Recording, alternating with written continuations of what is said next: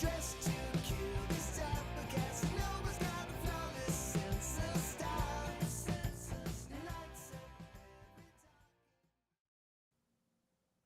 Hey, great morning. Welcome to Set Your Day with Dr. J. 20 minutes of positivity to start your day full of faith, full of confidence, full of expectation that something great is going to happen to you today. Man, are you expecting it? Are you believing it? I was excited about yesterday when we were talking about creating our own planet around us, a planet called possibility living, a planet called positive, a planet called power, our own planet where we guard our focus, we guard our own world from the forces of negativity that's trying to engulf us, that's trying to disempower us, to still our momentum and our energy, and most importantly, trying to still our focus. March 16th, 2002, I was engulfed in a world of negativity. Absolutely nothing looked good. I was facing negativity in every area of my life, literally. Spiritually, emotionally, physically, relationally, and financially. It was the darkest year of my entire life. Have you ever faced a really dark season in your life? I know I have. If you have, post yes down below. I know I've been down to the bottom of the barrel, and I almost that year gave up on my dream.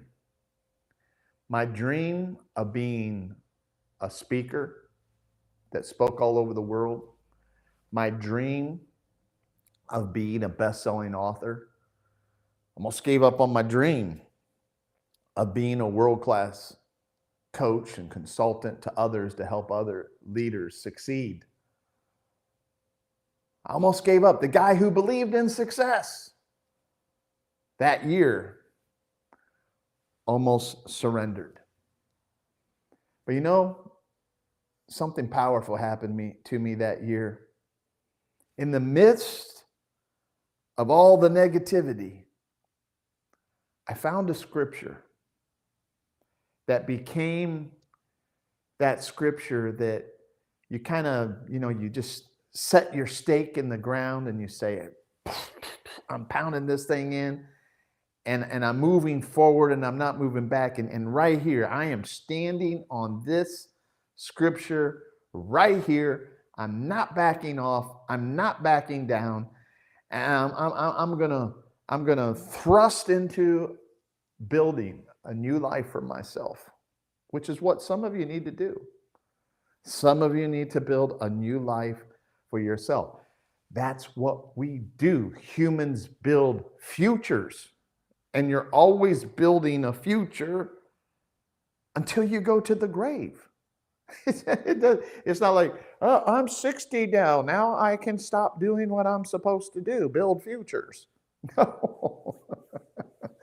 No, it doesn't stop. It's not supposed to stop. That's the industrial age philosophy that's been poured inside of you, that was sold to you as a bank of goods, that was sold to middle class Americans, the farming community. It was a sales pitch.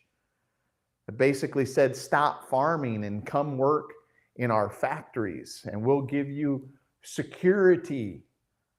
Because with farming, there's risk. There's times where maybe bugs destroy the harvest. There's times where maybe the rain or animals or whatever can just move in and destroy your entire harvest that you worked all year for. There's risk in farming. Come on over here. We'll give you security. We'll give you safety. We'll give you a consistent check You don't have to wait for the harvest season. We'll give you a check every single week. And not only will we do that, we'll also give you some bonuses. We'll also give you some insurance. We'll also give you, oh man, we'll give you, you work for us for 40 years. And then we'll give you retirement as a gift. You won't have to work anymore because we'll send you a check every month so you can, so we're not going to send you much, but we'll send you just enough that you can just survive, but you don't have to work. Isn't that a wonderful deal? And many people surrendered their life to building somebody else's dream, building somebody else's legacy instead of building their own. Sad. But we build futures. That's what we do. And so here I was, almost ready to quit on my dreams of what I wanted to do, build my own business, make a difference in the world, help other people. That's always been the foundation of my focus has always been. My mission in life has been to help you succeed. That's been my mission, to help you succeed. Not so much me. I just have a passion to help others. I've always had that. But in my lowest moment, I found this scripture, and it changed my life. Because it became the foundation of my focus. And I said, I'm going to focus on this scripture, and I'm not going to let go of it. And it says this in Psalm 27, verse 13, David said, I would have lost heart unless I had believed that I would see the goodness of the Lord in the land of the living. Wow. Man, when I saw that, I was like, what? I totally relate to this guy. Now, this was David when he was at his lowest moment, when things weren't going right for him. And he was like being really honest and authentic and saying, God, I would have lost heart. I would have given up. I would have thrown in the towel. But he said, unless I had believed that I would see, meaning in the midst of negativity, if I focused on the negativity, my belief would be crushed. But what he did was he said, wait a minute. When I'm feeling like I'm losing heart, when I'm feeling like quitting, when I'm feeling like giving up, I need to look at my focus. I need to pay attention to what I'm focusing on.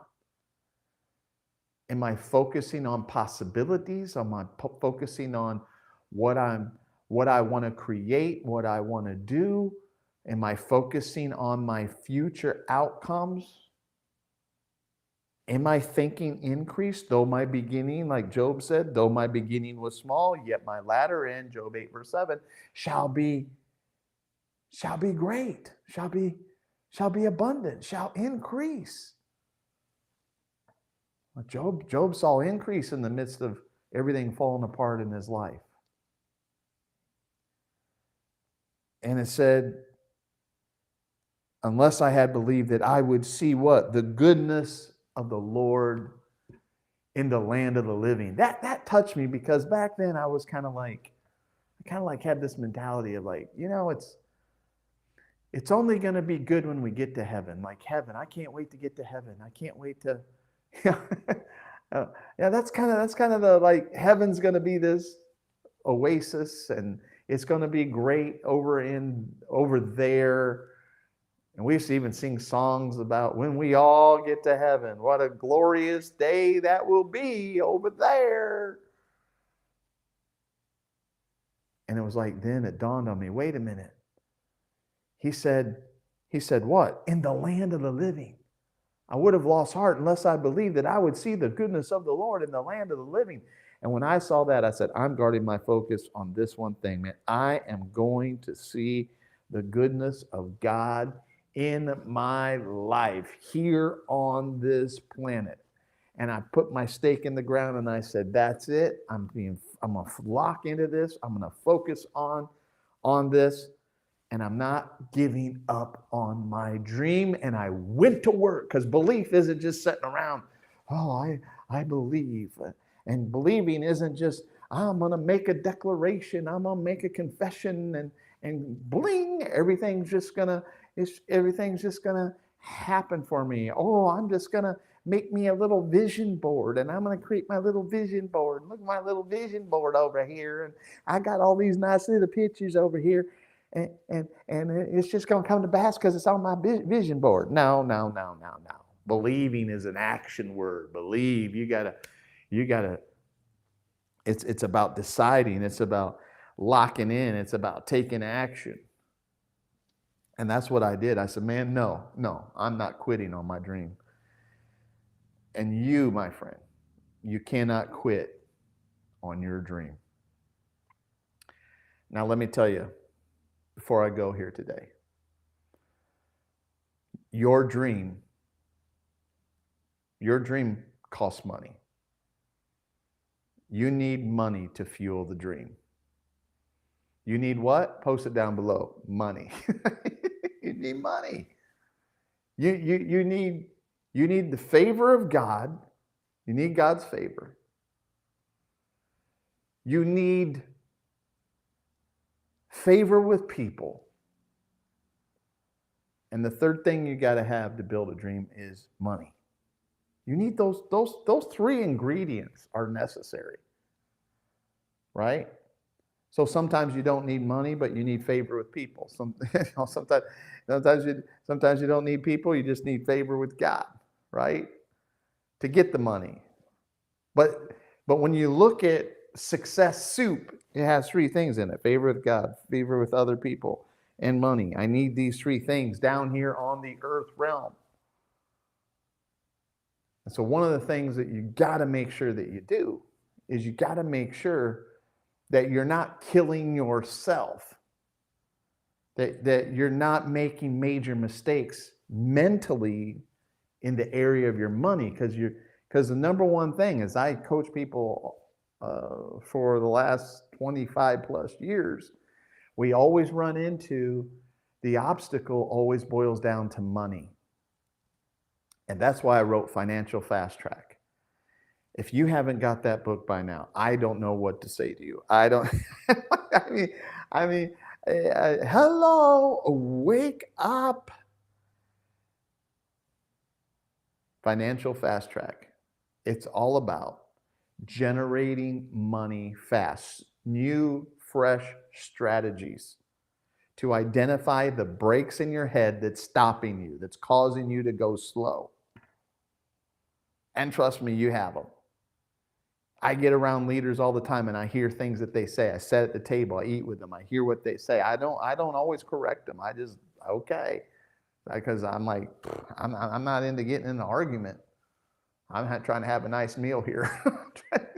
But I hear what leaders say out of their mouth, and it's like, oh man, this is, and yet they think they know everything. They think that they are so, man, I know what I'm talking about. And like, well, I got 2 Bible scriptures on this. I'm like, dude, man, you've been brainwashed.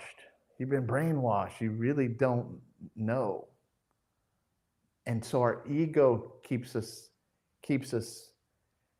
thinking that we're masters when we're not. So we got to shrink our ego and say, man, hey, wait a minute, man.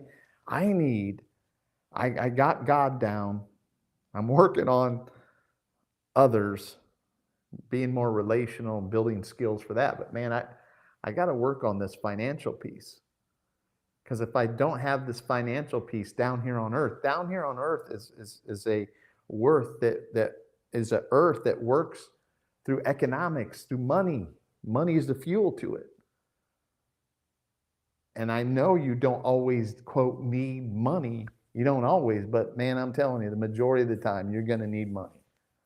You don't need money to make money. No, that's true. That's not true. Sometimes all you need is favor. But the majority of the time, the rule of thumb, at the end of the day, you're going to need money. You're going to need to get it fast and quick. So you can build your dreams, so that money can be fuel on the fire of your dreams to make it happen fast.